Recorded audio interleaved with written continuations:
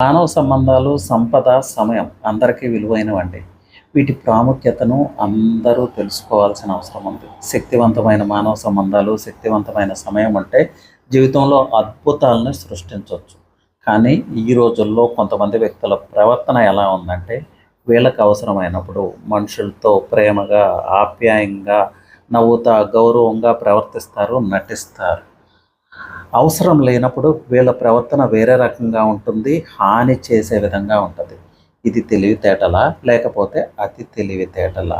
ఇలాంటి అతి తెలివితేటలు ప్రదర్శించిన వ్యక్తులంతా ఈరోజు ప్రశాంతంగా భూమి కింద రెస్ట్ తీసుకుంటున్నారు.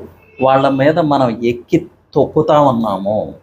మానవ జీవితం యొక్క అనుభవం అద్భుతంగా ఉండాలంటే మన మానవ సంబంధాల్లో మన కుటుంబంతో, మన స్నేహితులతో, తల్లిదండ్రులతో, సమాజంలో పరిచయస్తులతో ప్రేమగా, ఆప్యాయంగా ప్రవర్తిస్తే మానవ జీవితం యొక్క అనుభవం కూడా అద్భుతంగా ఉంటుంది.